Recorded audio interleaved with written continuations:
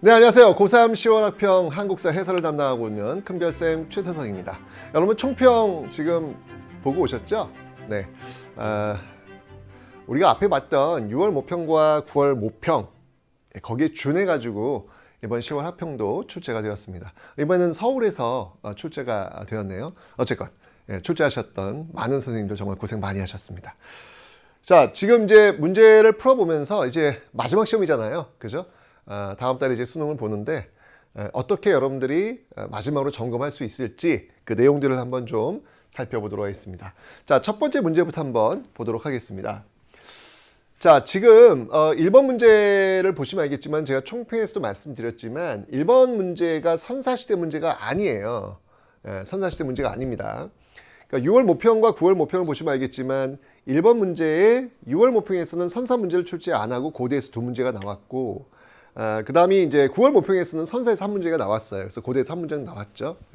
그렇게 해서 1번 문제에 꼭 선사가 아닐 수도 있다는 시그널을 줬다라고 하는 거. 나올 수도 있고 안 나올 수도 있다라고 하는 것을 좀 기억해 놓으시라는 얘기예요. 요거 이제 문제 1번 지금 딱 보면 알겠지만 선사 문제가 아닙니다. 그러니까 이제 9월 모평에 준해 가지고 지금 문제를 출제를 했구나라는 것을 알 수 있겠죠. 자, 근데 문제를 보면 이게 지금 전근대에서 6문항이 출제가 돼요. 그러니까 어떤 문제의 유형이냐면 범위는 엄청나게 많은데 문제는 6문항밖에 출제가 안 돼요. 그러니까 전형적으로 낼 수 있는 문제의 유형이 바로 이런 스타일이에요. 그냥 자료를 주고 이거 어떤 나라야? 이거 고구려야, 백제야, 신라야, 또는 통일신라야, 발해야, 이걸 묻는 문제예요. 고대 문제 나오는 거는요, 이렇게밖에 나올 수가 없어요. 그러니까 여러분들 너무 공부를 할 때 막 디테일하게 아주 세밀하게 공부할 이유는 없다라는 것이죠.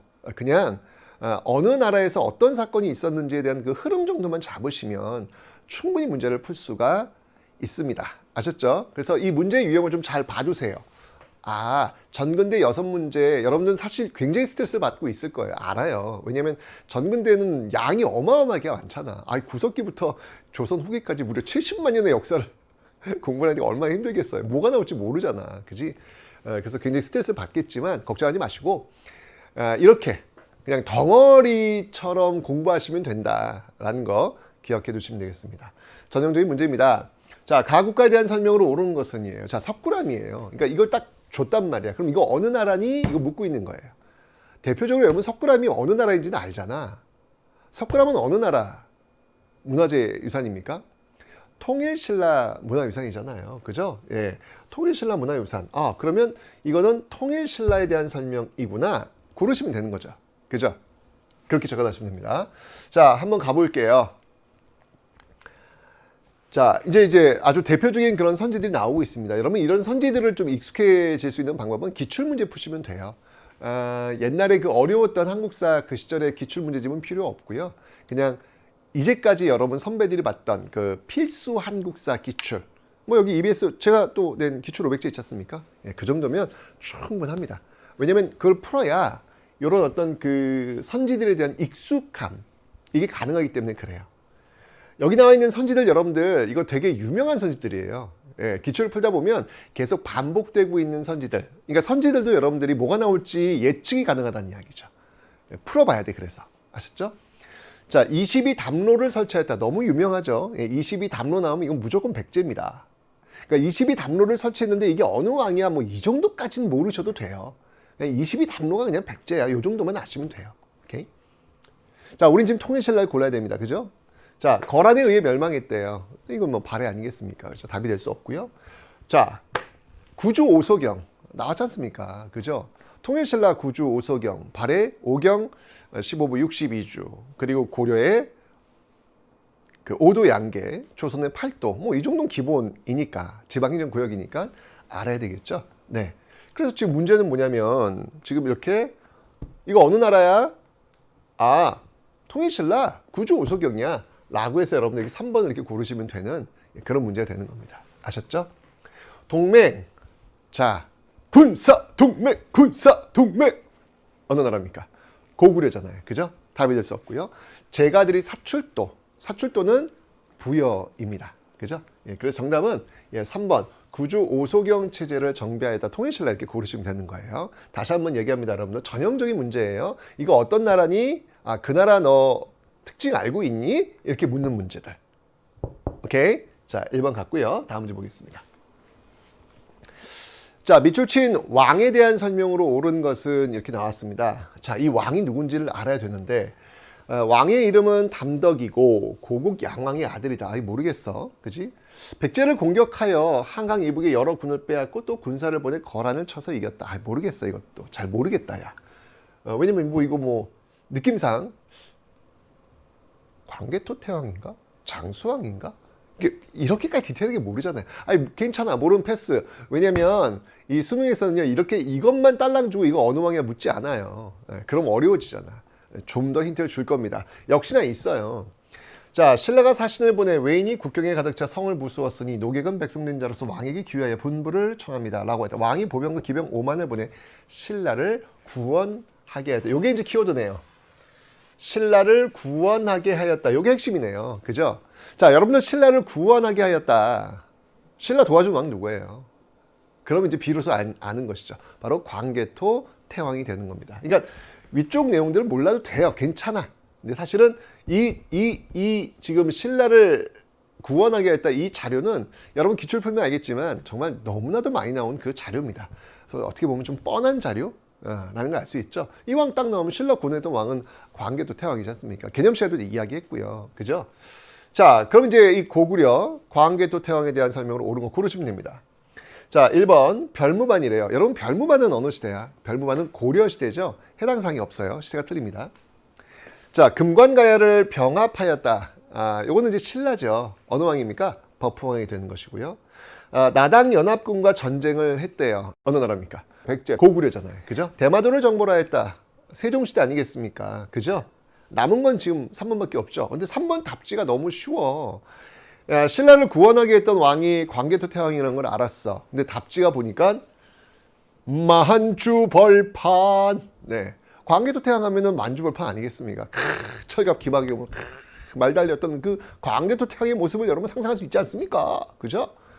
답지가 너무 쉽다. 예, 정답은 3번 고르시면 되겠습니다. 그러니까 문제를 보니까 사실은 뭐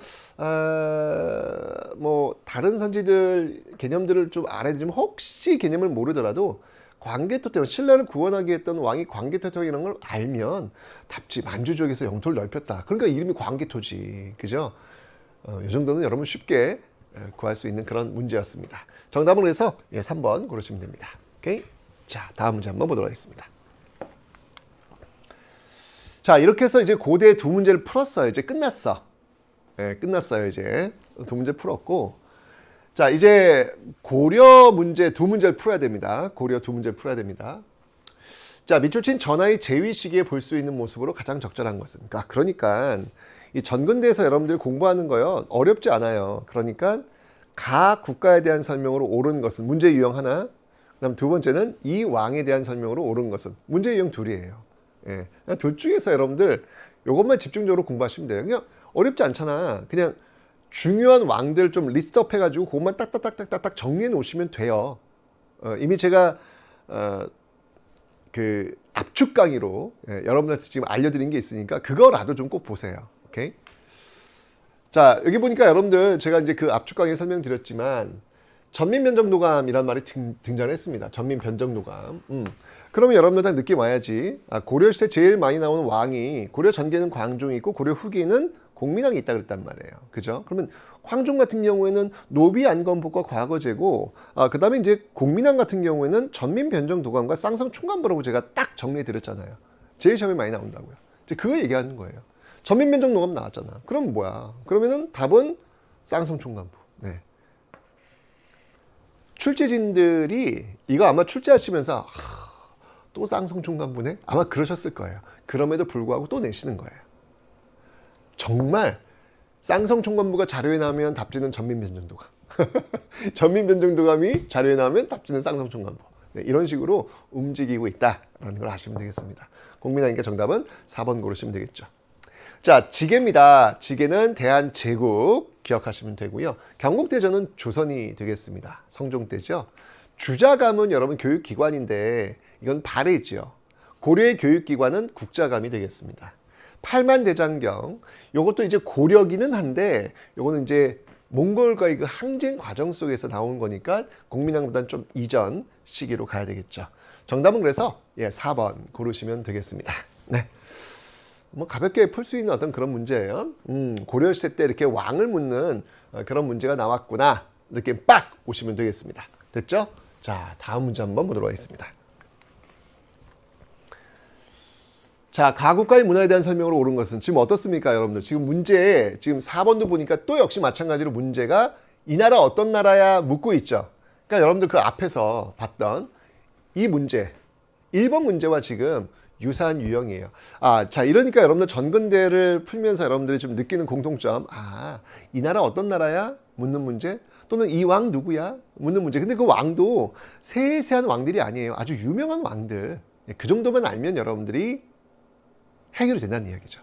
그러니까 전근대에 대해서 여러분들 너무 부담은 갖지 마시라 라고 하는 말씀을 제가 다시 한번 드립니다. 아셨죠? 전반적인 흐름만 좀 꿰고 있으면 돼요. 충분합니다. 네. 자, 가국가의 문화입니다. 화면 속 유적은 어느 나라의 궁궐터인 만월대입니다. 모르겠다. 네. 원래 이곳에는 태조가 창건한 궁궐이 있었습니다. 태조? 느낌 잘 안 와.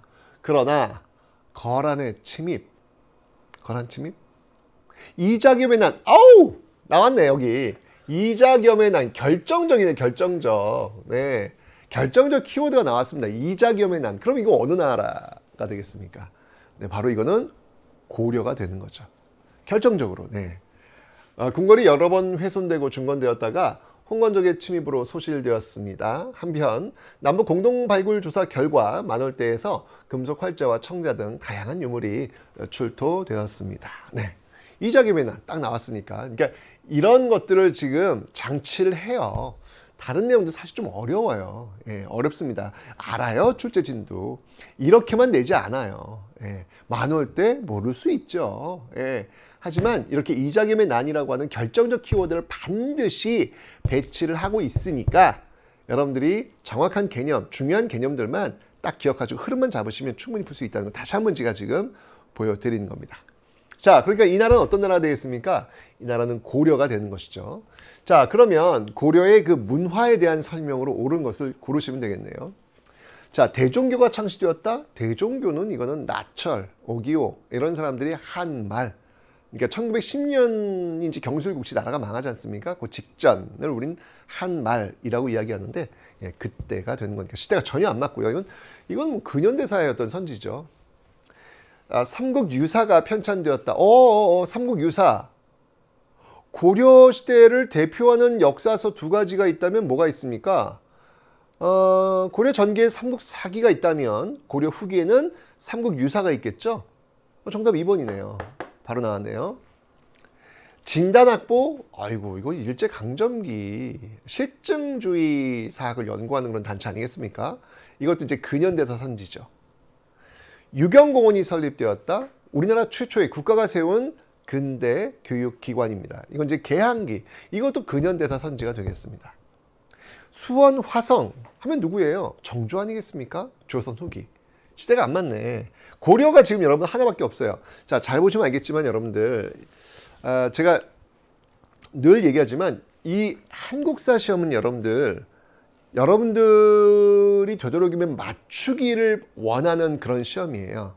한국인이라면 알아야 될 기본적 교양을 아니? 이걸 묻는 문제들입니다. 만약에 이제 난이도를 올리려고 하면 이런 식으로 선지 구성을 하면 안 돼요. 1번부터 5번까지 모두 고려시대와 관련된 선지여야 합니다. 그럼 여러분들은 굉장히 좁아지는 거예요. 어려워진다는 이야기죠. 그런데 지금 보시면 알겠지만 고려는 지금 하나밖에 없고요. 다 지금 시대를 지금 다 찢어놨어요. 굉장히 넓혀놨다는 이야기예요. 되도록이면 여러분들 틀리지 않게 하려는 그 장치들을 지금 여러분들이 확인하고 계신 겁니다. 이게 여러분들 수능 한국사의 목표예요. 목표. 아셨죠? 그러니까 다른 과목과는 좀 다르다라는 거 보시면 되겠습니다. 그러니 개념만 좀 제발 좀 공부 좀 하고 시험장에 들어가시라는 말 제가 누누이 이야기하고 있는 겁니다. 고려시대니까 그래서 여러분 정답은 2번 이렇게 골라내시면 되겠습니다. 됐죠? 오케이. 다음 겁니다.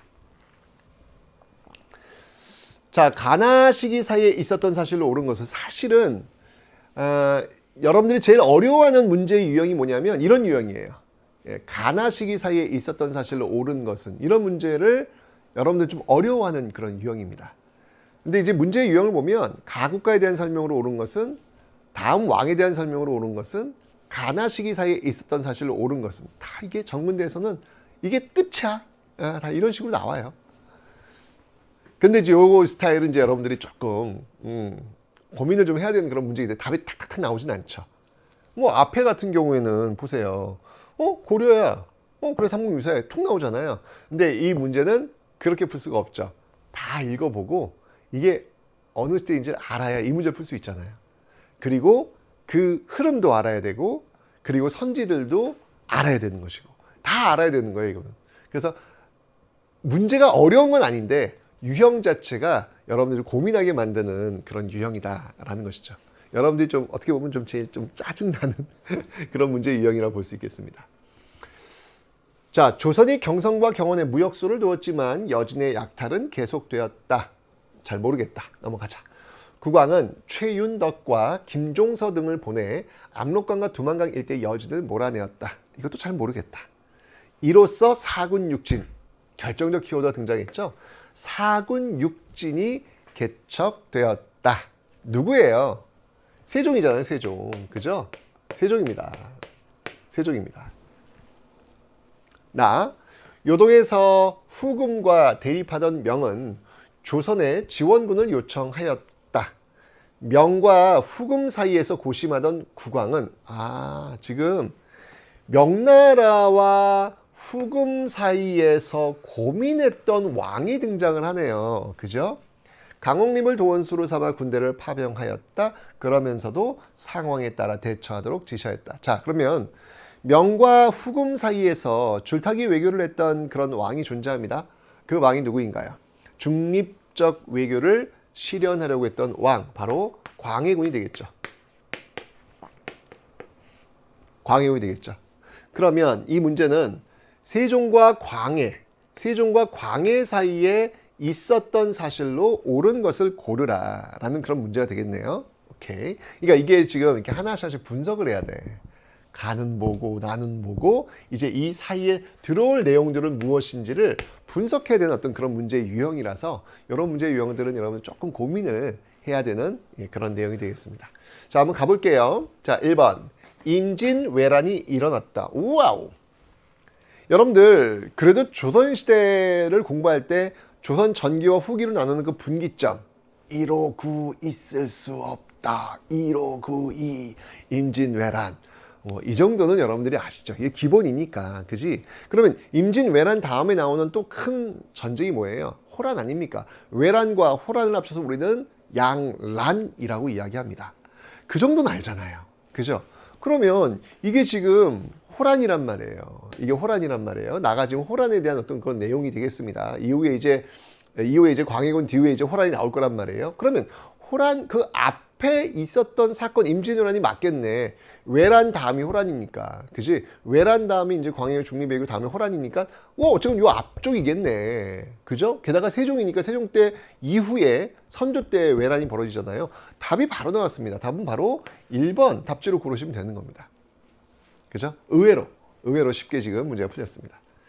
자, 정묘 호란이 발발했다. 이제 중립외교 이후에 이제 광해군이 축출되고 나서 호란이 발발했으니까 아까 제가 설명드렸습니다. 이 뒤쪽이 되겠습니다.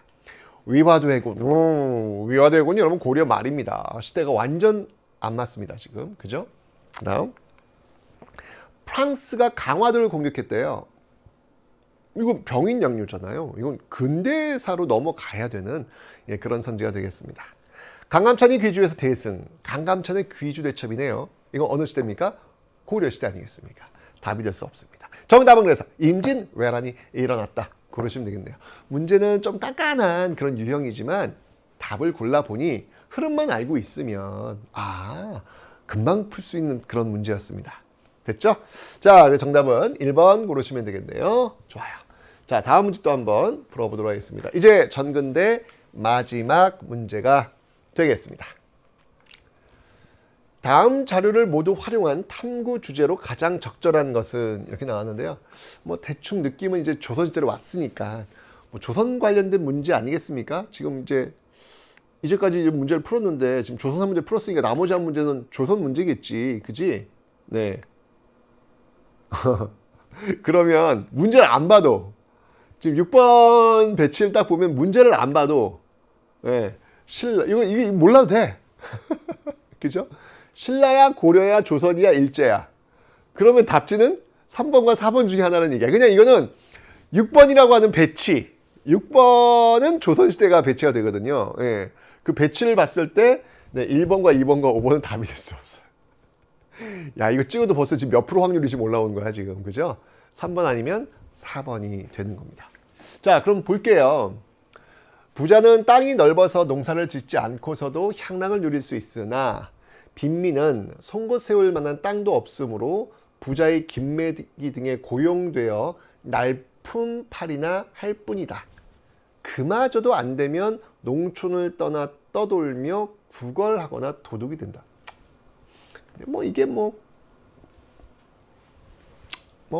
어느 특정 시기라고 이야기하기는 조금 어려울 수 있겠죠. 물론 먼저 김매기라고 하는 용어에서 모내기법 이런 것들을 추출해야 되는데 어렵잖아, 그거는. 그죠? 모르겠다, 야, 이거 그냥. 일단 넘겨요. 넘겨요. 어느 시대 모르겠어. 근데 이제 제가 얘기했지만 문제의 배치상 6번 배치상 이건 무조건 조선이라고 여러분 느낌은 오셔야 되는 거예요. 문제를 풀 때 그렇게 해야 되는 거야. 더 가볼게요. 우리나라에서 여기네. 네, 결정적 키워드가 등장했네요. 제가 얘기했잖아요. 반드시 이 수능 함수에는 결정적 키워드를 배치를 합니다. 네, 배치를 해요. 결정적 키워드가 여기 나왔네. 네, 위에 거는 좀 긴가민가 이럴 수 있지요. 그죠? 그런데 여기 지금 결정적 키워드가 등장했습니다. 상평통보. 자, 상평통보는 조선 후기 대표하는 화폐 아니겠습니까? 그죠? 그러면 이거는 상평통보를 사용한 지 벌써 오래되니 온갖 폐단이 아울러 일어나고 있다. 근년에 이르러서는 동전이 매우 귀하면서 물건이 흔하니 농민과 상인이 함께 곤란해져서 사람이 능히 견디지 못한다. 이런 거 몰라도 돼. 근데 상평통보라고 하는 결정적 키워드가 등장했으니까 이건 무조건 조선 후기지 그죠? 답지 몇 번이에요? 답지는 4번. 사회 경제 변동 몰라도 돼. 그냥 시기. 조선 후기. 네.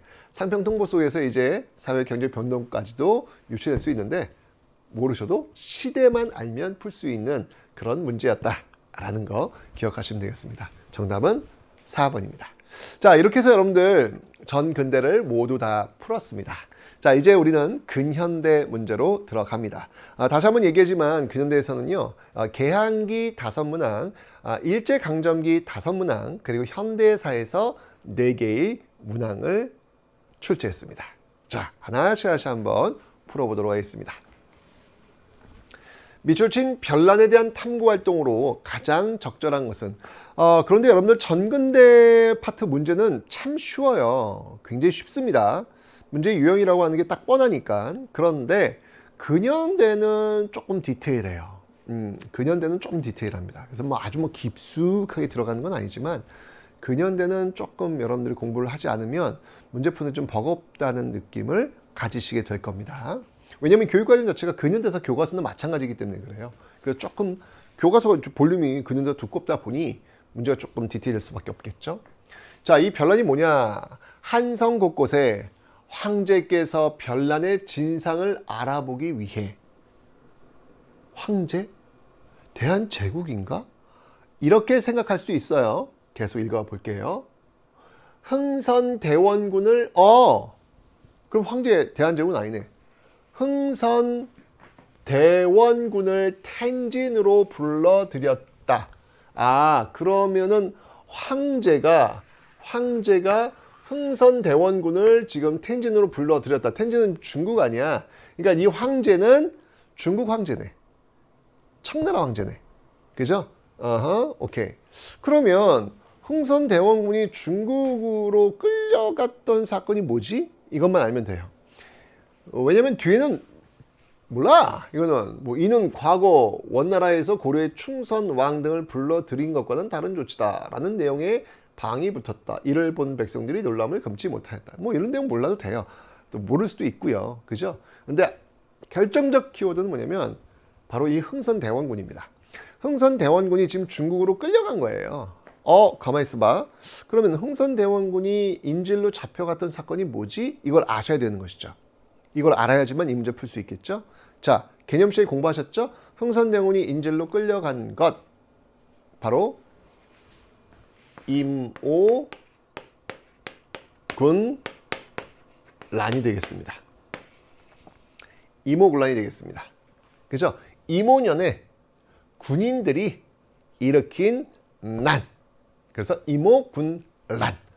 임오군란 하면 여러분들 개념 시간에 배웠죠. 우리가 개항 직후에 그 개화 정책에 대한 반발, 신식군대 별기군을 만들어내는 이런 개화 정책에 대한 반발, 이런 반발들이 바로 구식군인들에 의해서 일어났다라고 설명을 드렸습니다. 그러니까 임오군란에 대한 탐구 활동을 가장 적절한 것을 보시면 답지는 딱 정해져 있잖아요. 구식군인들의 봉기 원인을 분석한다를 고르시면 되는 거예요. 어렵지 않아요. 그죠?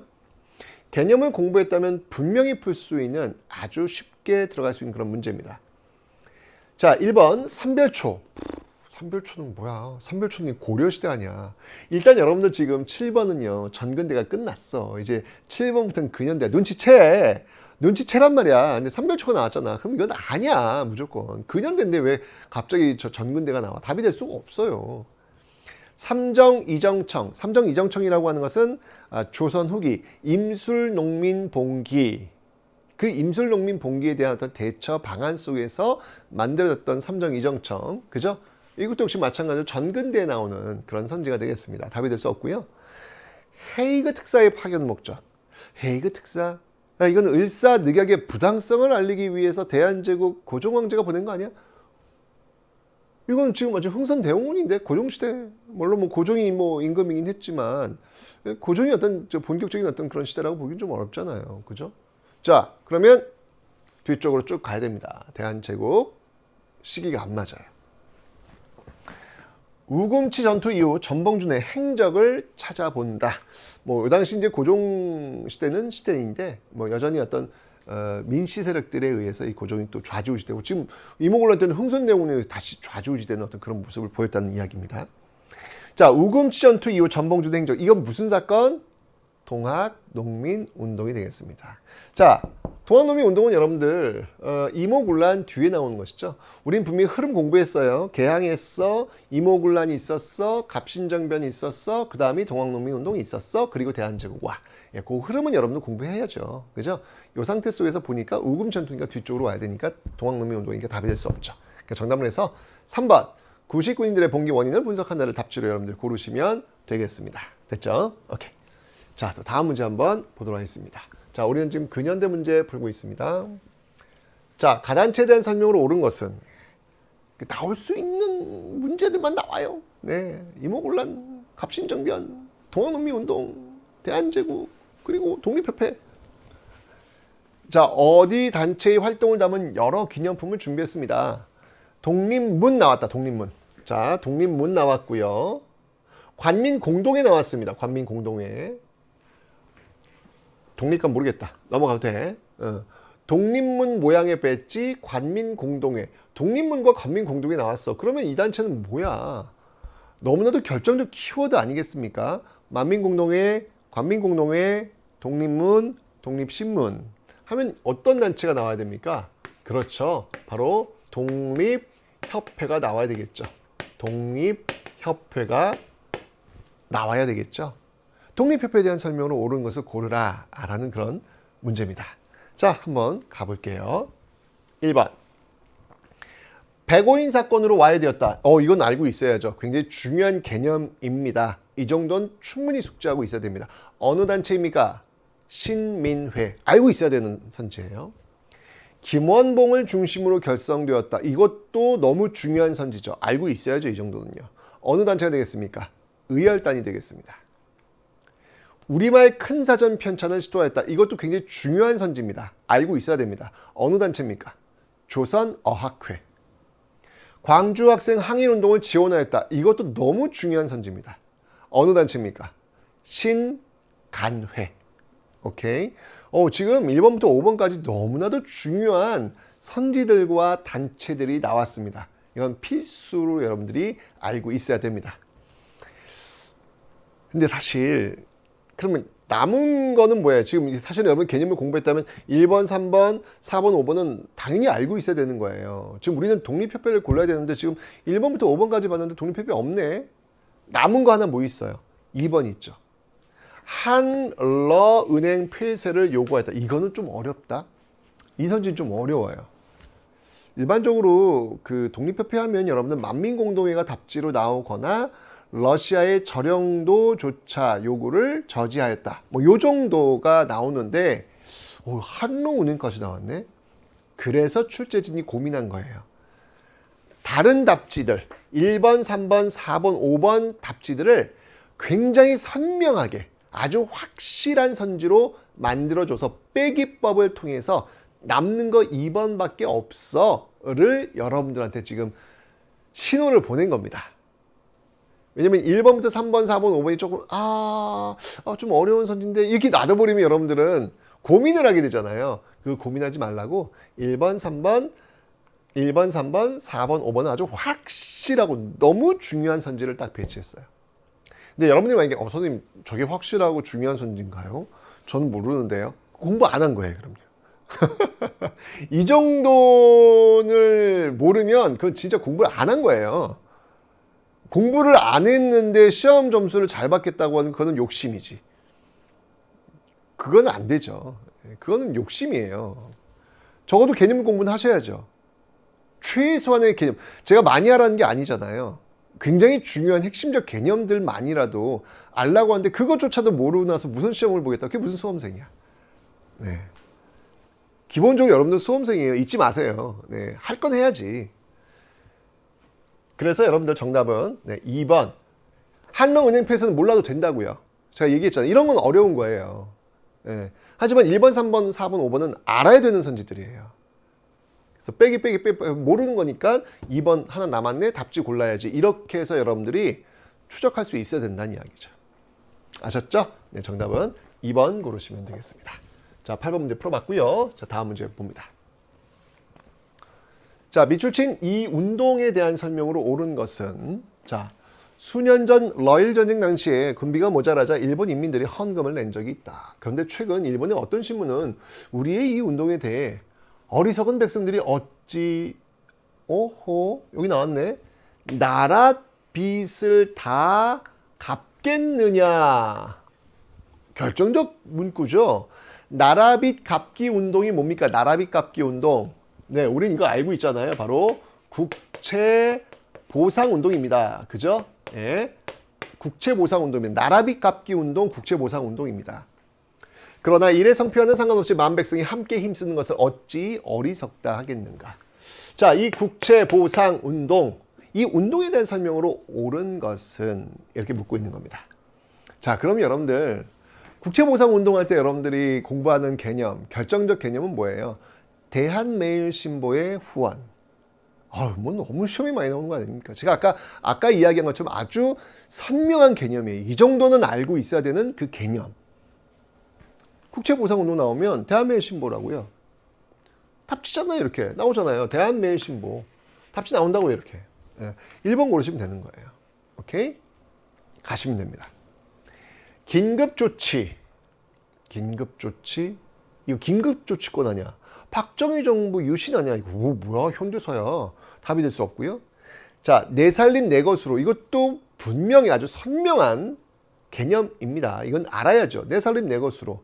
일제강점기 1920년대에 시행되었던 물산장려운동. 왜냐하면 한말에 있었던 국채보상운동과 일제강점기에 있었던 물산장려운동은 반드시 여러분들 기억해야 되는 그런 개념들이지 않습니까? 그거 그때 나온 거예요. 답이 될 수 없습니다. 조선건국준비위원회 이게 무슨 소리야? 현대사냐? 답이 될 수 없고요. 시대가 안 맞아. 일제가 이른바 문화통치를 표방하는 계기, 문화통치, 소위 문화통치 1920년대 이유가 뭐였지? 아하, 3.1운동 다 알잖아요. 2번, 3번, 4번, 5번 여러분들이 알고 있어야 되는 개념들입니다. 중요한 개념들이니까요. 선명합니다. 정답은 해서 근데 2번, 3번, 4번, 5번도 중요한데 1번은 너무 많이 나온 답지라서 이걸 모르면 말이 안 돼. 이거 그냥 맞추라고 준 문제야. 정답은 1번 고르시면 되겠습니다. 됐죠? 오케이. 자, 다음 문제 갑니다. 자, 10번 문제입니다. 다음 상황이 전개된 시기를 연표해서 옳게 고른 것은 홍범도 등장합니다. 홍범도 키워드 홍범도 하면 뭡니까? 여러분들 봉오동 전투 아니겠습니까? 홍범도 부대가 탈출로를 찾아 어랑촌에 도착하였을 때 인근에서는 김좌진 하면 또 여러분 딱 나오는 전투 뭡니까? 청산리 전투. 그죠? 그 정도는 여러분 알아야지. 응? 그러니까 이거 지금 뭔가 봉오동 청산리와 연결된 그런 시기인 듯해 느낌이 왔어. 홍범도 김좌진 나왔으니까. 일본군과 전투를 벌이고 있었다. 김좌진 부대 역시 백운평 전투에서 승리한 후 추격을 피해 어랑촌을 경유하여 청산리 일대에서 빠져나가고자 했으나 일본군 부대와 맞닥뜨리며 전투를 피할 수 없는 상황이었다. 이를 본 홍범도 부대는 전투에 가담하여 적군의 공세를 꺾었고 결국 두 부대는 탈출로를 잡는 데 성공하였다. 그러니까 이 어랑촌이네요. 이 어랑촌에서는 지금 홍범도 부대와 김좌진 부대가 연합을 해서 승리를 거두었다라고 하는 겁니다. 여기 나와 있는 이 어랑촌 전투와 그리고 백운평 전투, 이런 전투를 다 모두 통틀어서 우리는 이 전투를 청산리 전투다라고 이야기를 하죠. 자, 그러니까 이 내용은 지금 청산리 전투예요. 그러면 청산리 전투가 전개된 그 시기를 연표해서 고르라라는 겁니다. 자, 청산리 전투는 여러분들 3.1운동 직후부터 전개가 됩니다. 3.1운동 이후부터 이 국외에서는 아주 활발한 항일 무장투쟁이 시작된다라고 설명을 드렸고요.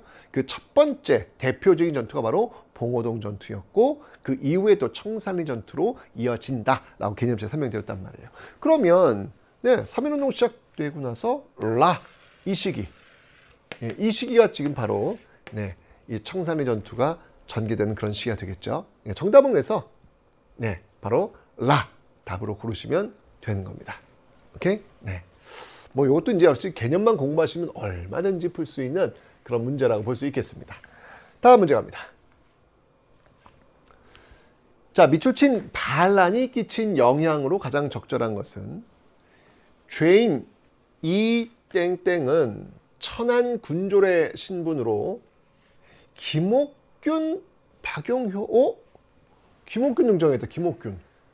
결정적 키워드 지금 나왔어요. 김옥균 하면 딱 떠오르는 사건. 갑신정변. 그죠? 우리 분명히 앞에서 봤잖아. 이모군란 봤잖아. 근대사에서 제일 중요한 사건, 강화도 조약 이후에 이모군란, 갑신정변, 동학농민운동, 그리고 대한제국 독립협회, 이거 다 제일 중요한 것들 아니겠습니까? 이 흐름은 꿰고 있을 거 아니에요. 근데 여기 지금 김옥균 등장했네. 또 갑신정변 나오는 겁니다, 지금. 김옥균, 박영효를 따라 반란을 일으킬 계획에 골몰하여 사전회의에 동참하였다. 또 결정적 키워드 등장하죠. 갑신정변의 결정적 키워드 바로 우정총국 등장했습니다. 우정총국에서 반란을 일으킨 날에는 칼을 차고 가짜 통행증으로 궁궐에 들어가 김옥균 무리의 명령만을 받들었다. 자, 그렇다면 이 반란은 무엇이다? 아까 제가 설명드렸죠. 바로 갑신정변이 되겠습니다. 자, 이 갑신정변이 끼친 영향으로 가장 적절한 것을 고르라라는 문제가 되겠습니다. 자, 갑신정변. 그러니까 여러분들 이모군란의 결과 기억해야 됩니다라고 설명드렸고요. 갑신정변의 결과 기억해야 됩니다라고 제가 설명드렸습니다. 이모군란의 결과는 무엇이었습니까? 이모군란의 결과는 제물포조약과 조청상민수륙무역장정이었고, 갑신정변의 결과는 한성조약과 텐진조약. 이거 뭐 너무너무 시험에 잘 나오니까 꼭 기억하시라고 제가 강조했습니다. 개념 시간에 말이죠. 자, 그 결과 너무 중요하단 말이에요. 이모군란의 결과, 갑신정변의 결과. 지금 여기서 지금 그거 묻고 있는 거예요. 갑신정변의 제일 중요한 뭐라 그랬어요? 한성조약과 텐진조약이라고 했잖아요. 답지가 혹시 있을까? 있네요. 텐진조약이 체결되었다. 고르시면 되는 겁니다. 오케이? 자, 노급이 폐지되었다. 오호, 이거는 통일신라 신문왕 때입니다. 시대가 너무 안 맞는데. 서인이 집권하였다. 서인 집권? 이거 조선시대로 가야 되는 거 아니겠습니까? 그죠? 붕당 정치할 때, 선조 때, 시대가 안 맞습니다. 교정도감이 웬 말입니까? 최씨 무신정권 고려시대 아니겠습니까? 치안유지법 일제강점기 1920년대입니다. 뭐야? 개항기 지금 하나도 없어. 지금 이거밖에 없어. 4번밖에 없어. 정답은 해서 그냥 4번 답지를 고르시면 되는 겁니다. 됐죠? 오케이. 어쨌건 보면 알겠지만 여러분들 어떻게든 여러분들 맞추게 하려고 정말 출제진이 나 진짜 선생님들 지금 너무 애쓰신다. 저도 이 출제를 해봐서 알지만 이거 정말 고민하시면서 지금 문제 내고 있는 거예요. 어떻게 하면 애들이 틀리지 않고 그냥 알고 있었던 개념을 답지를 찾을 수 있지? 막 그 고민 속에서 지금 이 문제를 내고 있는 게 보여. 지금 이게 보여. 정답은 4번 고르시면 되겠습니다. 다음 문제 갑니다. 자, 가에 대한 설명으로 옳은 것은 나왔습니다. 상하이에서 개최된 국민대표회의에서 상하이 국민대표회의 키워드 너무 중요하죠. 놓치면 안 돼. 국민대표회의 어떤 단체라는 걸 알 수 있습니까 여러분들? 대한민국 임시정부라는 걸 알 수 있죠. 그죠? 국민대표회의에서 이것의 헌법과 제도를 고쳐가며 일을 진행하자는 사람들과 새로이 정부를 조직하자는 사람들이 두 파로 나뉘어 서로 격론 중이다. 그러니까 이쪽은 이제 개조파가 되겠고 새로 정부 만들자 이쪽은 창조파가 되겠죠. 우리 국민대표회의에서 그 개조파와 창조파, 개조파의 대표적인 인물이 안창호고 창조파의 대표적인 인물이 신채호 이런 거 개념시에 배웠습니다. 자, 이동영, 김구 등 10여인은 이때를 당하여 그대로 있을 수 없다 하여 노선을 통일할 계획을 의논 중이라 한다. 이렇게 나왔습니다. 자, 어쨌건 이 단체는 바로 대한민국 임시정부라는 것을 알 수 있습니다. 그러면 대한민국 임시정부에 대한 설명으로 옳은 것을 고르시면 되는 거예요. 항상 여러분들 3.1운동과 대한민국 임시정부는 반드시 시험에 나와요. 그죠? 대한민국 임 나오는 겁니다. 자, 갑니다. 1번. 원수부를 설치하였다. 원수부, 황제권 강화, 대한제국대네. 대한국 국제. 그죠? 1번은 답이 될 수 없고요. 오산학교를 설립하였다. 여러분들 아까 신민회 기억나십니까? 백오인 사건 그 개념 공부할 때 바로 오산학교 대성학교를 설립하였다. 신민회 연결하셔야죠. 신민회입니다. 그러니까 이것도 여러분들 신민회 활동 이거는 이제 한말 일제강점기고 직전 그 모습이 좀 더 주로 활동을 하니까 시대가 안 맞아요. 지금요. 1번, 2번 시대가 안 맞아요. 지금. 홍범 14조를 반포하였다. 홍범 14조는 이거 가보기억 아니야. 그죠? 일제강점기 훨씬 이전이잖아. 답이 될 수 없고요. 잘 살아보세. 새마을운동. 박정희 정부 아니겠습니까? 이거 현대사야. 뭐야? 지금 우리가 김구가 등장했으니까 이건 이제 일제강점기 같은데 동아일보도 있으니까 일제강점기 같은데 일제강점기 하나도 없네? 하나도 없어. 지금 1번, 2번, 3번, 4번 하나도 없어. 그럼 남는 거 5번밖에 없잖아요. 근데 5번 봤더니 연통제와 교통국이야. 대한민국 임시정부에서 연통제와 교통국 얼마나 중요해. 개념 시간에 그냥 밑줄 빡빡빡 그거 가면서 공부하지 않았습니까? 연통제와 교통국. 그죠? 국민대표회의 연통제와 교통국. 이 정도는 여러분들이 알고 있어야 되는 개념들이에요. 네. 다시 한번 얘기하지만 이걸 몰랐다면 여러분 공부 안 하신 거예요. 너무 중요한 개념들이니까. 오케이? 자, 정답을 해서 5번 골라내시면 됩니다. 다음 문제 보도록 하지요. 자, 밑줄 친 정부 시기의 경제 상황으로 옳은 것은 이렇게 나왔습니다. 근데 조금 좀 당황했던 게 현대사 문제가 벌써 13번부터 나오고 그래가지고 제가 솔직히 좀 당황은 했습니다. 너무 빨리 나왔어. 이렇게밖에 배치가 안 되나? 왜냐면 이제 문제가 이렇게 좀 뒤섞이는 경우는 문제 이러면 사파나 이런 게 들어갔을 때 길어지잖아요. 그러면 이제 그 페이지에 못 들어가는 거예요. 적어도 2문제는 들어가야 되거든요. 한쪽에 한 페이지 5문제가 들어가야 되는데 최소한 2문제는 들어가야 되는데 이게 길어져 버리면 어쩔 수 없이 원래 이제 시대 순으로 문제를 내는 게 원칙이에요. 근데 시대 순으로 문제를 내다 보면 긴 것도 계속 나올 수 있잖아요. 그럴 때 이제 바꾸긴 하는데 우리 현지사가 너무 빨리 나와가지고 이거 이렇게밖에 배치가 안 되나? 뭐 이런 생각은 어쨌든 들었습니다. 자, 어쨌든 당황하지 마시고 그냥 푸시면 돼요. 밑줄 친 정부식입니다. 자, 뭐 한자야 뭐 여러분한테 힌트가 될 수는 없을 것 같고요. 자, 이것도 풀어줬네. 월남 파병이 있네. 월남 파병이 있네. 월남 파병 무슨 말인지 몰라? 아예 알았어. 오케이. 그래도 몰라. 월남은 이제 베트남을 얘기하는 건데, 오케이, 몰라. 자, 여기 있네. 월남 베트남. 그죠? 네. 한일협정이 있네요. 한일 수교가 지금 이루어지고 있는 모습들, 그리고 월남의 전투부대 파병의 확정. 좋습니다. 그리고 서독에 파견하는 광부인원 증가. 뭐 이거면 되겠다. 한일협정과 월남. 그러면 이제 이건 어떤 정부라는 이야기예요? 이건 바로 박정희 정부를 이야기하는 겁니다. 그죠? 1960년대 정말 경제개발 하기 위해서 돈이 필요했잖아. 돈이 필요하다 보니까 뭐 서독의 광부도 파견하고 일본과의 수교도 하고 그다음 베트남의 파병도 하고 이런 모습들 여러분들 현대사 하면서 박정희 정부 때 60년대 70년대 나누어서 공부할 때 우리가 배웠던 그런 개념들이 되겠습니다. 그러니까 이걸 보고 이거 박정희 정부식이야. 이 정도는 아셔야죠. 그죠? 알 수 있을 겁니다. 자, 그러면 박정희 정부 시기 경제상으로 옳은 것을 고르라 라는 문제입니다. 자, 1번.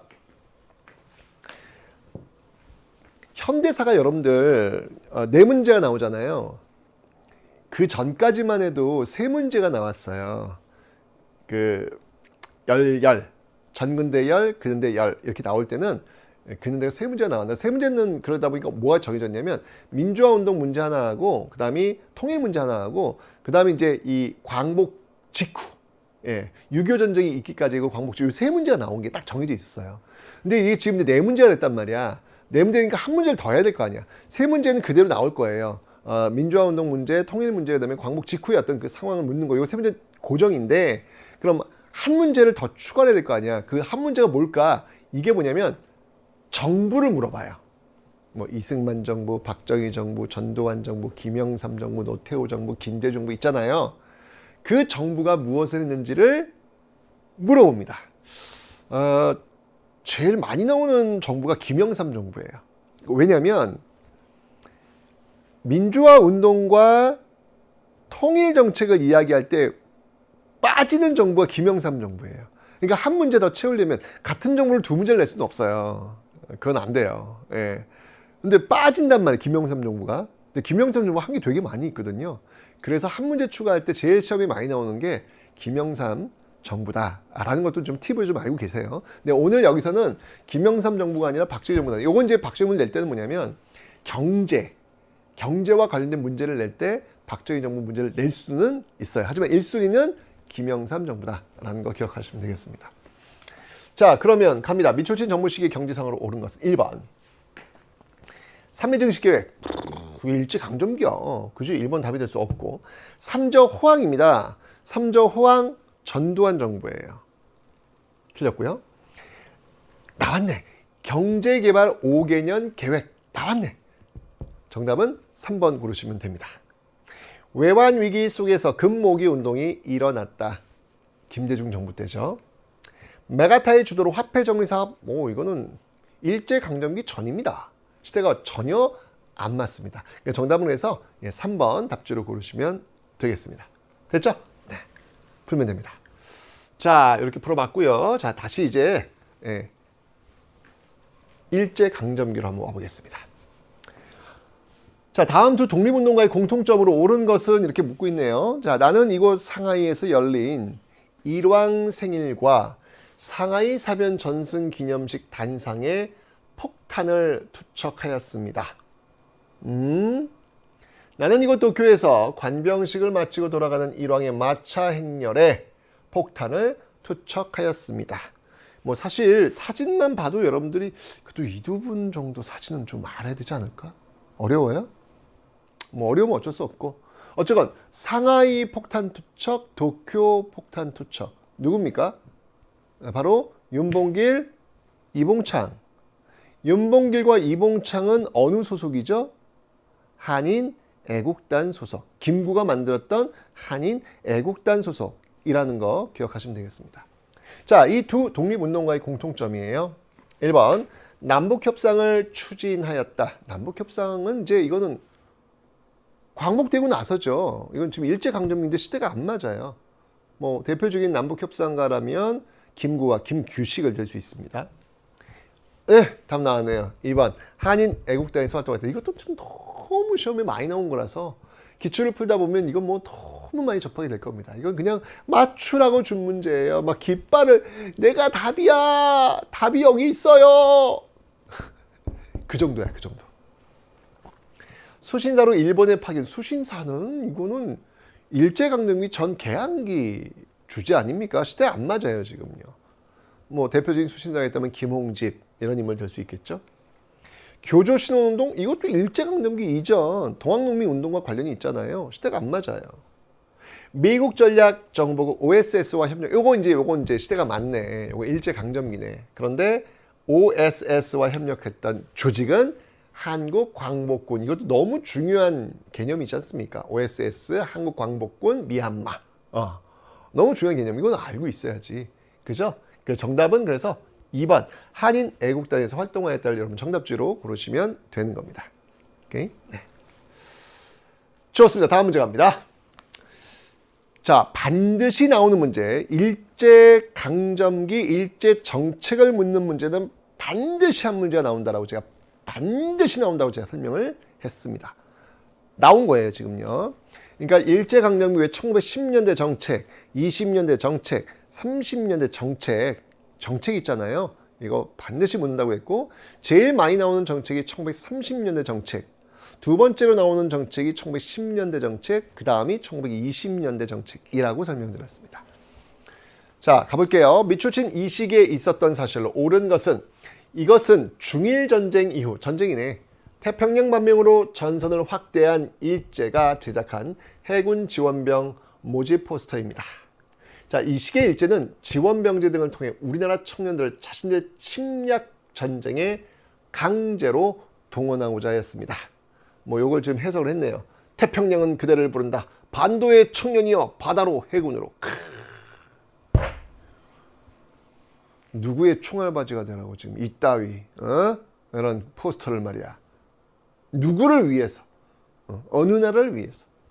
어쨌건 이런 내용들이 지금 나왔습니다. 자, 지금 이제 전쟁이니까요. 전쟁이니까 이건 1930년대 이후라고 보시면 되겠습니다. 뭐 그 시기에 있었던 사실로 옳은 것.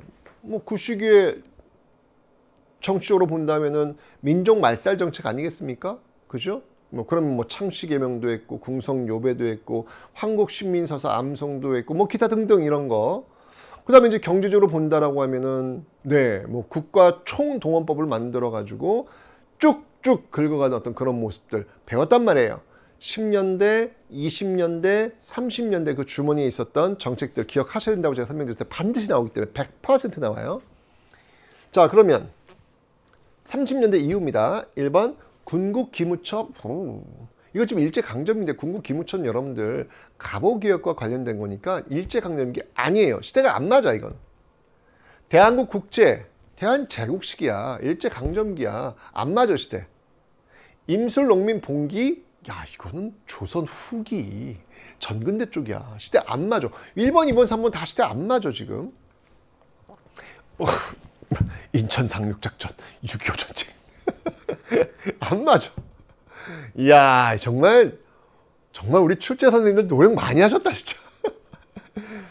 네, 정답은 그래서 아까 제가 말씀드렸죠. 30년대 정책, 황국신민서사 암송이 강요되었다. 정답은 이제 5번 고르시면 되는 거예요. 100% 나오는 문제, 일제 정책을 묻는 문제였는데요. 네, 이렇게 여러분들이 골라내시면 되는 겁니다. 이번 수능에도 나올 거니까 반드시 기억하세요. 제가 이제 말씀드린 대로 역시 30년대입니다. 30년대가 왜냐하면 선지 구성이 좀 워낙 많아서 쉬워요. 출제하는 입장에서 30년대 훨씬 쉬워요. 그 다음에 이제 10년대도 쉽고, 그 다음에 이제 20년대 조금 애매해요. 좀 어려운 선지들이 들어가기 때문에 굳이 20년대를 할 이유는 없겠지 라고 해서 좀 피하는 경향이 있어요. 그래서 제일 많이 나온 게 30년대, 그 다음에 10년대, 그 다음에 20년대. 여기 지금 30년대 또 나온 겁니다. 다음 겁니다. 자, 가 위원에 대한 설명으로 옳은 것은 나왔네요. 자, 이것은 투서함을 놓고 시민들의 투서를 기다리고 있다. 지금까지 수많은 투서 속에는 일본 경찰과 헌병의 앞잡이로 독립투사와 동포를 박해하던 자, 일제히 패망 직전 날뛰던 애국반장 면석이 등의 죄상이 적혀 있다.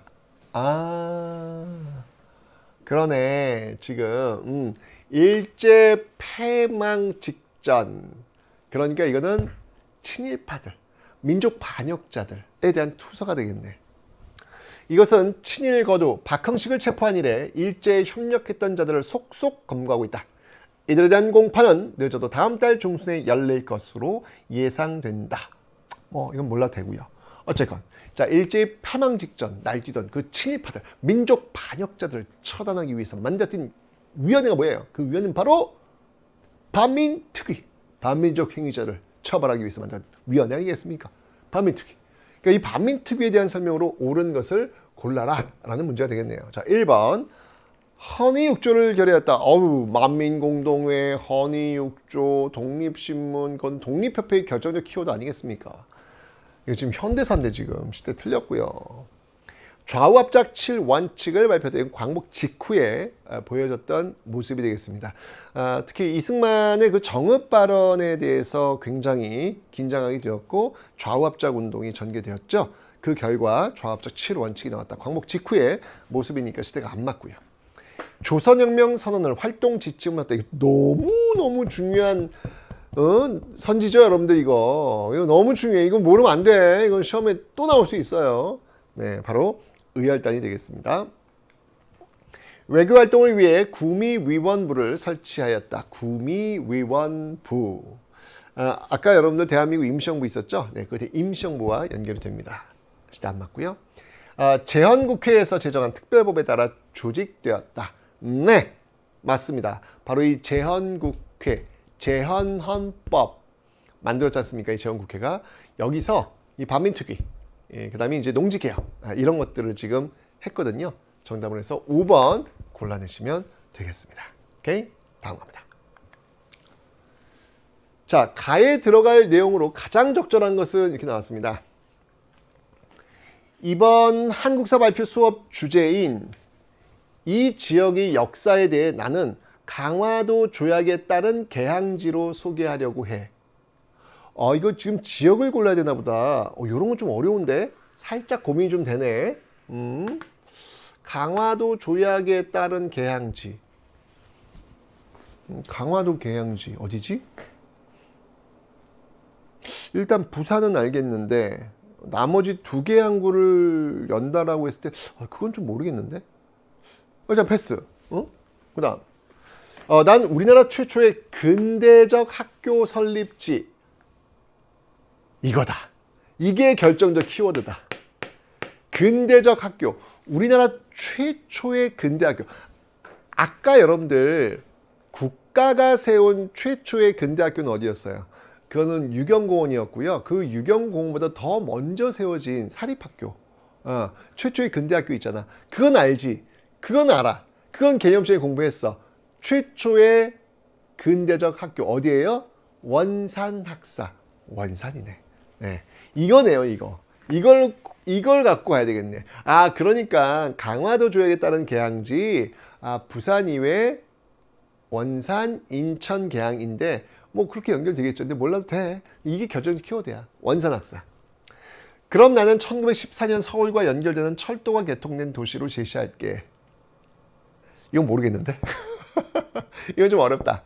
이건 이제 서울과 이게 원산이니까 그럼 경원선인가? 뭐 이렇게 가겠지만 그건 뭐 모를 수 있어요. 여기서 이제 결정적인 건 뭐냐면, 그러니까 여기 첫 번째 주제하고 첫 번째 그 소개하고 세 번째 소개는 알고 있으라. 출제진이 그냥 알고 있어라. 이거 상식이니까 그냥 그러니까 알고 있어라. 요 정도고요. 출제진의 그 시선은 지금 여기에 지금 꽂혀 있는 겁니다. 여기에 방점을 둔 거예요. 여기서 여러분들이 문제를 풀라는 거예요, 지금. 최초의 근대학교는 뭐야? 물어보는 거예요. 그러면 원산학사. 여러분들, 우리가 이제 개념을 공부할 때, 제일 중요한 개념을 공부할 때 원산이 들어가는 게 두 개가 있어요. 두 개. 원산학사, 또 하나 뭐가 있지? 원산 노동자 총파업. 이 두 가지. 이 두 가지 여러분들 굉장히 중요한 개념으로 다룹니다. 두 개는 알고 있어야죠. 근데 여기 지금 원산학습 나온 거야. 그럼 답지는 이건 내가 안 봐도 원산 노동자 총파업이 나올 겁니다. 왜냐면 그 이외에는 너무 어려워져요. 두 가지만 기억하면 되는 거예요. 여기 나와 있는 이 강화도 조약의 원산과 경원선의 원산은 어려워요. 이거 답지를 절대 쓸 수 없어요. 이건 너무 어려워요. 우리가 알고 있는 개념 시간에 적어도 한국인이라면 알아야 될 기본적 소양이라면 최초의 근대적 학교는 뭐야? 원산학사야. 그리고 일제강점기 1929년에 일어났던 그 노동자 총파업 원산에서 일어났어. 이 정도는 알아야 되거든요. 그걸 지금 문제로 내고 있는 거예요. 자, 6.25 전쟁 당시 이승만 정부의 피난처. 뭐 여러 군데가 있겠죠. 뭐 대표적인 피난처가 있다면 부산이 있겠습니다. 조만식이 조선물산장려운동 아까 또 나왔네. 또 나왔다 야. 조선물산장려운동 어디서 시작했습니까? 평양에서. 국채보상운동 어디서 출발했습니까? 대구에서. 오케이? 홍경래가 지역 차별에 반발하여 봉기했던 지역. 이제 저 평안도 쪽이죠. 그래서 저쪽 북쪽이죠. 틀렸고. 한국인 노동자 구타 사건을 계기로 총파업이 전개된 곳. 네. 이게 바로 원산 노동자 총파업이 되는 것이죠. 정답은 4번 고르시면 되겠네요. 러일 전쟁 중 일본이 불법적으로 자국 영토에 편입한 땅은 알아야지. 독도. 정답은 4번 고르시면 되겠습니다. 오케이. 이 문제가 근데 조금 어려울 수는 있겠다. 이제까지의 문제들 중에서 이 문제가 좀 여러분들한테는 항상 어느 지역에 있었던 사건들을 이렇게 묻는 종합적인 문제를 여러분들 좀 어려워해요. 네, 뭐 너무 확실한 게 있어가지고 네, 풀 수는 있지만 여러분 입장에서는 좀 어려울 수 있겠다라는 그런 생각은 듭니다. 오케이, 다음. 자, 다음 경문이 작성된 배경으로 가장 적절한 것을 이렇게 나왔습니다. 지금 이토 히로부미가 군대를 거느리고 서울에 들어와 자칭 통감이라 하니, 통감 나왔다. 통감이라 하니 누구를 어떻게 통치하고 감독한다는 말인가? 우리 삼천리 강토와 2천만 동포를 적의 신하 이토에게 빼앗긴 신사란 말인가? 자, 이 통감 정치가 시작됐대요, 지금요. 그죠? 자, 통감 정치가 시작된 배경이 뭐야, 배경. 무엇 때문에 통감 정치? 여러분 배웠잖아. 우리, 반드시 시험에 나온다는 게 뭐예요? 한말 경술국치, 즉 나라가 망하는 단계까지에 이르는 조약들을 우리는 공부한다. 라고 제가 이거 시험에 나온다. 라고 설명을 드렸고, 그 중에서 가장 중요한 게 뭐냐면 을사늑약이다. 라고 설명을 드렸어요. 그래서 이 을사늑약을 기점으로 해서 우리나라의 통감 정치가 시작되었고, 이에 대한 반발로 고종이 헤이그 특사를 보냈고, 이에 대한 일본의 반발로 결국 고종이 강제로 퇴위당했고, 그리고 정미 7조약을 체결하면서 군대가 해산되면서 이후에 경술국치가 가는 요 흐름, 이건 반드시 나온다고 제가 설명드렸잖아요. 그죠? 그거 나온 거예요. 자, 그러면 제가 지금 이제 설명하는 과정 속에서 이미 제가 설명을 드린 것 같아요. 통감이 나오는 그 배경이 뭐냐는 거죠. 을사늑약 아니겠습니까? 1차 한일협약으로 고문정치가 시작되었고, 2차 한일협약, 즉 을사늑약이에요. 2차 한일협약이 2차 한일협약으로 바로 이 통감정치가 시작되었죠. 그리고 정미 7조약을 계기로 해서 차관정치가 시작됩니다. 이건 배웠지 않습니까? 그죠? 예, 정답은 그래서 을사늑약을 고르시면 돼요. 정답은 1번이네요. 바로 나왔네요. 툭 치면 툭 나오는 그런 답지가 되겠습니다. 자유시 참변이 일어났다. 이건 이제 봉오동 청산리 전투와 맞물린 그런 참변이죠.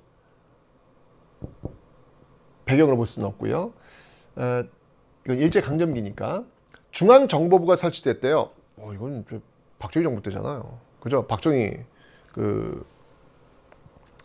군인들이 권력을 장악한 이후에 나타나는 어떤 그런 모습들이 되겠습니다. 그죠? 틀렸고요. 정우회 선언이 발표되었다. 정우회 선언도 여러분 일제강점기죠. 그래서 신간회와 연결되는 거니까 답이 될 수 없고요. 조선 태형령이 시행되었다. 이거 1910년대 정책 아니겠습니까? 일제강점기입니다. 지금 2번, 4번, 5번 일제강점기, 3번 현대사. 이건 지금 아직 일제강점기 아니에요. 일제강점기 그 직전이란 말이죠. 그죠? 시대가 다 안 맞아. 2번, 4번, 5번도. 그죠? 정답을 해서 1번 답지로 고르시면 되겠네요. 오케이. 자, 다음 문제 보도록 하겠습니다. 자, 이제 약속의 19번과 20번 문제가 나왔습니다. 현대사 4문제 중에서 여러분들 반드시 2문제는 민주화 운동 문제, 그리고 통일 문제, 반드시 나온다라고 설명을 드렸어요. 육모 때도 그랬고요. 구모 때도 그랬고요. 10월 합평도 역시 마찬가지입니다. 역시 이 기조는 변함이 없습니다. 민주화 운동 문제 하나, 통일 운동 문제 하나. 이거는 붙박이로 꼭 나온다. 이번 수능도 역시 마찬가지입니다. 키워드만 여러분들이 정리하시면 돼요. 민주화 운동하면 여러분들 세 가지 있지 않습니까? 바로 4.19 혁명, 5.18 민주화 운동, 6월 항쟁. 이 세 가지. 예, 키워드 하나 딱딱 치면 되는 거죠. 4.19 혁명의 키워드 뭐가 있습니까? 일단 사람, 김주열이라는 학생 기억해야 되겠죠. 예, 3.15 부정선거가 원인이었고 그 결과는 결국 이승만 하야. 여기 키워드예요. 5.18 민주화 운동, 유신, 신군부에 대한 저항. 그죠? 계엄령 해제, 유신 폐지. 이러면서 시민군이 조직되었죠. 광주에서 있었던 일, 키워드. 6월 항쟁. 사람을 좀 이제 들어본다면 박종철과 이한년 될 수 있겠죠. 4.13 호원에 대한 저항이었습니다. 그 결과 어떻게 됐습니까? 6.29 선언이 나왔고 대통령 직선제를 쟁취했다. 뭐 키워드 딱 정했잖아요. 요것만 하시면 19번 문제는 맞추시는 거예요. 맞추라고 지금 주고 있는 겁니다, 여러분들. 그죠? 여기에 대해서는 이 출제진이 여러분들을 테스트하겠다는 의지가 없어요. 그냥 적어도 한국인이라면 우리 현대사의 그 대표적인 세 가지 민주화 운동은 알아야 돼. 라고 지금 이 문제를 계속 정말 고집스럽게 내는 겁니다, 지금. 그죠? 자, 그럼 이제 가볼게요. 뒤에 보는 국립묘지에는 무엇의 유공자들이 모셔져 있습니다. 잘 모르겠다. 당시 정부와 자유당을 규탄하는 시위에서 경찰의 총력 등으로 많은 사상자가 발생했습니다. 모르겠다. 이러한 희생을 겪으면서도 전국 각지에서 학생들과 시민들이 시위를 벌였고 이는 이제 나왔네요. 결정적 키워드 바로 이승만 대통령의 사임을 이끌어냈습니다. 이승만 정부가 무너졌네. 그럼 이건 뭐예요? 4.19야 5.18이야 6월 항쟁이야. 4.19지 않습니까? 그죠? 네. 자, 그러면 이제 이 당시 전개된 구호. 아까 제가 4.19 키워드 뭐라고 설명드렸습니까? 김주열, 3.15 부정선거, 이승만 하야. 요 세 가지 결정적 키워드로 설명드렸죠? 자, 일단 지금 뭐 이승만 하야 이건 나왔고요. 1번 삼선개헌 철회하라. 삼선개헌은 이제 박정희 정부 때고요. 유신헌법 폐지하라. 민주화운동에서 골라본다면 5.18 민주화운동 가능하겠습니다. 신탁통치 결사반대. 신탁통치 결사반대 광복 직후인데 시대가 전혀 안 맞고요. 직선제개헌 쟁취하자. 이건 6월 민주항쟁의 구호라고 제가 설명드렸습니다. 3.15 부정선거가 문제라니까 지금. 그죠? 정답은 5번 골라내시면 되겠습니다. 민주화운동 문제였습니다. 풀 수 있죠? 오케이. 자, 이제 마지막 약속의 20번 문제, 통일 문제 풀어보도록 하겠습니다. 자, 밑줄친 남북 정상회담의 결과로 오른 것은 여러분들 통일 문제도 정해져 있어요. 세 가지 있지 않습니까? 바로 박정희 정부 때의 7.4 남북 공동성명, 노태우 정부 때의 남북 기본 합의서, 김대중 정부 때의 6.15 남북 공동선언. 뭐 세 가지. 여기서 돌아가면서 계속 문제 나오는 거예요. 왜? 적어도 분단조국에 살고 있는 학생들에게 남북이 합의해서 통일을 하려고 했던 시도를 잊지 않게 해주겠다. 이게 목표예요, 목표. 예, 그래서 정말 다 알아요. 이게 나온다는 걸. 그럼에도 불구하고 또 내는 거예요. 계속 내는 거예요. 이번 수능 또 나와요. 네, 알라는 거죠, 적어도. 그죠? 자, 여기 지금 남북 정상회담 결과 갑니다. 사진은 2002년에 발행된 도라산역 망배 열차 운행 기념 승차권이다. 실향민들이 탑승한 이 열차는 설날에 서울역을 출발하여 임진강 철교를 건너 도라산역에 도착하였다. 자, 분단 이후 최초로 임진강 철교를 건너는 도라산역 망배 열차 운행 기념 승차권. 뭔가 이제 이 철도가 복원되나 봐요. 그러고 보니까 경의선 그 복원 차원에서 지금 이런 것들이 이루어지고 있네요. 자, 그러면 경의선 그 복원 차원에서 이루어졌던 그 내용, 남북 정상회담 뭐가 있을까요? 자, 그거는 바로 국내 철도역 중 북한과 가장 가까운 도라산역은 남북 정상회담 이후 추진된 경의선 나오죠 지금. 경의선 철도 복구 사업의 일환으로 건설되었다. 여기 지금 남북 정상회담. 남북 정상회담은 딱 하나밖에 없잖아. 이건 6.15 남북 공동선언. 그죠? 예. 자, 그러면 6.15 남북 정상회담의 결과로 옳은 것 고르시면 되겠습니다. 최초의 남북 정상회담. 자, 갑니다. 1번. 정전협정이 체결되었다. 이건 6.25 전쟁의 결과잖아요. 그죠? 서울 올림픽 대회, 이건 노태우 정부 때인데. 남북한 유엔 동시가입, 역시 노태우 정부 때. 남북 기본합의서와 연결되는 거고요. 모스크바 3국 외상회의, 이건 광복 직후에 있었던 모습. 6.15 남북 공동선언. 5번 바로 나오죠. 약속의 통일 문제. 20번 문제였습니다. 네. 자, 이렇게 해서 여러분들 20문항을 다 풀어봤습니다. 논의 설명했지만 수능 한국사는 여러분들한테 어려운 변별을 요구하지 않습니다. 1번부터 20번 일관성 있게 한국인이라면 알아야 될 기본적 소양을 묻겠다라고 하는 게 목표예요. 그래서 여러분들 적어도 중요한 개념 정도는 알고 시험 문제를 푸는 것. 이게 바로 수험생의 자세임을 여러분 잊지 마시고요. 아직 늦지 않았습니다. 수능 전까지 다시 한번 개념, 기출 꼭 풀어보시기 바랍니다.